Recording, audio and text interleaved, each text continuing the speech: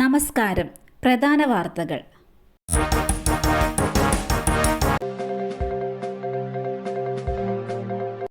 പ്രധാനമന്ത്രി നാളെ വയനാട്ടിലെത്തും. പ്രധാനമന്ത്രി നരേന്ദ്രമോദി നാളെ വയനാട്ടിൽ ഉരുൾപൊട്ടൽ നടന്ന ദുരന്ത മേഖല സന്ദർശിക്കും. നാളെ രാവിലെ 11 മണിക്ക് കണ്ണൂർ വിമാനത്താവളത്തിലെത്തുന്ന പ്രധാനമന്ത്രി ഹെലികോപ്റ്ററിലായിരിക്കും ദുരന്ത മേഖലയിൽ ആകാശ നിരീക്ഷണം നടത്തുക. 12:15-ന് ദുരന്തമുണ്ടായ മേഖലയിലെത്തുമെന്നാണ് വിവരം. പ്രദേശത്തെ പുനരധിവാസ പ്രവർത്തനങ്ങൾ വിലയിരുത്തും. തുടർന്ന് ദുരിതാശ്വാസ ക്യാമ്പുകളും സന്ദർശിച്ച് ദുരിതബാധിതരുമായി സംസാരിക്കും. തുടർന്ന് റിവ്യൂ മീറ്റിംഗും നടത്തും.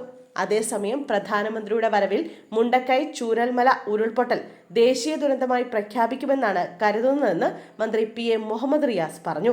കേരളത്തിലെത്തിയാൽ പ്രധാനമന്ത്രി മോദി മുഖ്യമന്ത്രിയുമായി സംസാരിക്കും. ജനകീയ തിരച്ചിൽ വരും ദിവസങ്ങളിലും തുടരാനാണ് തീരുമാനം. ദുരന്തമുഖത്ത് നിന്ന് സൈന്യം മാത്രമാണ് മടങ്ങിയത്. NDRF അടക്കം പ്രദേശത്ത് തുടരുന്നുണ്ട്.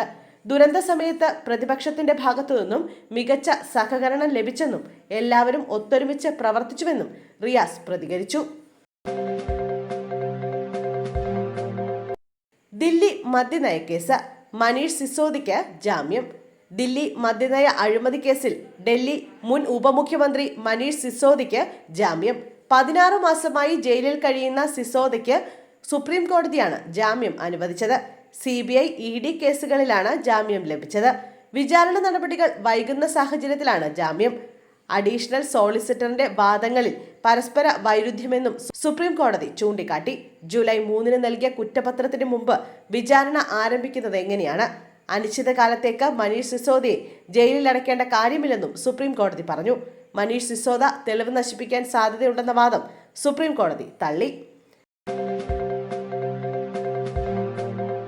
പലസ്തീൻ ഐക്യദാർഢ്യം. CPI നേതാവ് ആനി രാജ കസ്റ്റഡിയിൽ. പലസ്തീൻ ഐക്യദാർഢ്യം പരിപാടിയിൽ പങ്കെടുത്ത CPI നേതാവ് ആനി രാജയെ പോലീസ് കസ്റ്റഡിയിലെടുത്തു. ക്വിറ്റ് ഇന്ത്യ ദിനത്തോടനുബന്ധിച്ചായിരുന്നു പലസ്തീൻ ഐക്യദാർഢ്യ പരിപാടി നടത്തിയത്.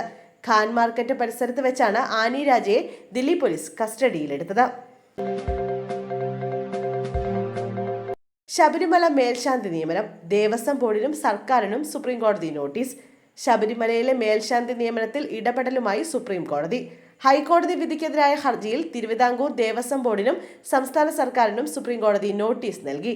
ശബരിമല മേൽശാന്തി നിയമനം മലയാള ബ്രാഹ്മണർക്ക് സംവരണം ചെയ്ത് ശരിവെച്ച കേരള ഹൈക്കോടതി വിധിക്കെതിരെയായിട്ടാണ് ഹർജി.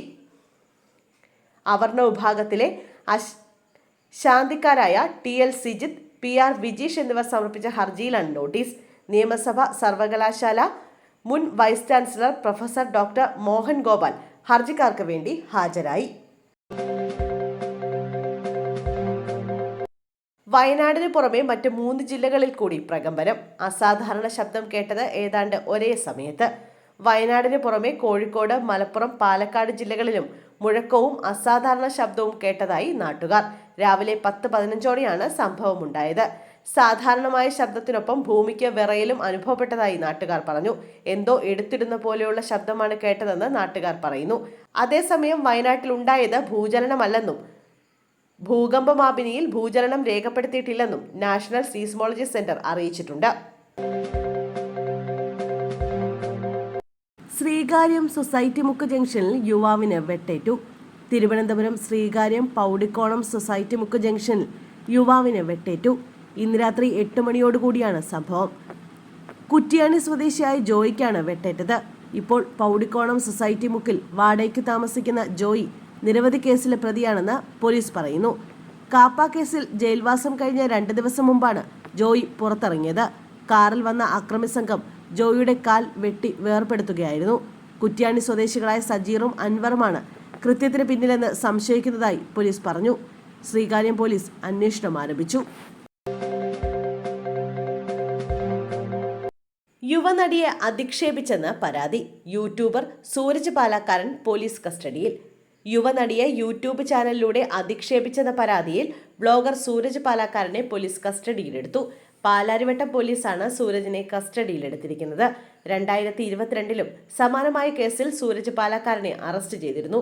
സ്ത്രീത്വത്തെ അപമാനിച്ചതിനും ജാതീയമായി അധിക്ഷേപിച്ചതിനുമാണ് ഇയാൾക്കെതിരെ കേസെടുത്തിരുന്നത്.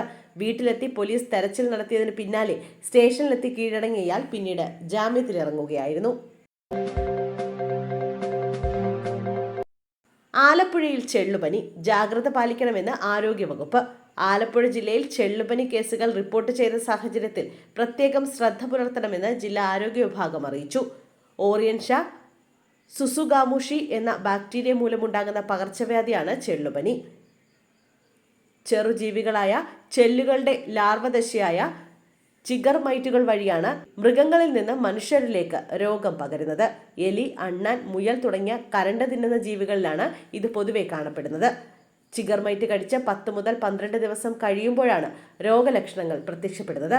കടിച്ച ഭാഗം തുടക്കത്തിൽ ഒരു ചെറിയ ചുവന്ന തടിച്ച പാടായി മാറുകയും പിന്നീട് കറുത്ത വ്രണമായി മാറുകയും ചെയ്യുന്നു.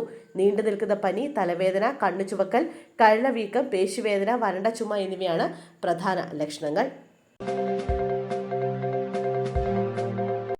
അധികൃതരുടെ അനാസ്ഥ, മൃതദേഹങ്ങൾ കൊണ്ടുവരാൻ PPE കിറ്റില്ല. വയനാട്ടിലെ ദുരന്തബാധിത പ്രദേശങ്ങളിൽ നടത്തിയ ജനകീയ തെരച്ചിലിൽ ആനേടി കാപ്പിൽ നിന്ന് കണ്ടെത്തിയ മൃതദേഹങ്ങൾ എയർലിഫ്റ്റ് ചെയ്യാനായില്ല. തെരച്ചിലിനിറങ്ങിയ 8 പേരെയും അവിടെ നിന്ന് എയർലിഫ്റ്റ് ചെയ്തിരുന്നു. എന്നാൽ മൃതദേഹങ്ങൾ കൊണ്ടുവരാൻ PPE കിറ്റ് പോലുള്ള സുരക്ഷാ സംവിധാനങ്ങൾ നൽകാത്തതിനാൽ മൃതദേഹം കൊണ്ടുവരാനായില്ലെന്ന് സന്നദ്ധ പ്രവർത്തകർ പറഞ്ഞു. PPE കിറ്റ് നൽകിയില്ല. കവറുകളും ഗ്ലൗസും മാത്രമാണ് നൽകിയത്. അതുപയോഗിച്ച് മൃതദേഹങ്ങൾ കൊണ്ടുവരാനാകില്ലെന്ന് തങ്ങൾ അറിയിച്ചതായും സന്നദ്ധ പ്രവർത്തകർ അറിയിച്ചു.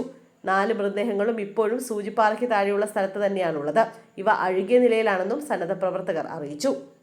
അതേസമയം വിഷയത്തിൽ പ്രതികരണവുമായി ജില്ലാ ഭരണകൂടം രംഗത്തെത്തി. സമയം വൈകിയതിനാൽ മൃതദേഹങ്ങൾ ഇന്ന് എയർലിഫ്റ്റ് ചെയ്യാൻ സാധിക്കില്ലെന്ന് ജില്ലാ ഭരണകൂടം പ്രതികരിച്ചു. കോൺഗ്രസ് നേതാവും ആലപ്പുഴ DCC വൈസ് പ്രസിഡന്റുമായിരുന്ന അഡ്വക്കേറ്റ് PS ബാബുരാജ് അന്തരിച്ചു. ആലപ്പി സഹകരണ സ്പിന്നിംഗ് മിൽ മുൻ ചെയർമാനാണ്. കേരള സർവകലാശാല സെനറ്റ് അംഗം, ഫിലിം സെൻസർ ബോർഡ് അംഗം എന്നീ നിലകളിൽ പ്രവർത്തിച്ചിരുന്നു. തെരഞ്ഞെടുപ്പ് കാലത്ത് പ്രചാരണ ഗാനങ്ങൾ എഴുതിയിട്ടുണ്ട്. കായംകുളത്തെ കോൺഗ്രസിലെ സൗമ്യ സാന്നിധ്യമായിരുന്നു PS ബാബുരാജ്.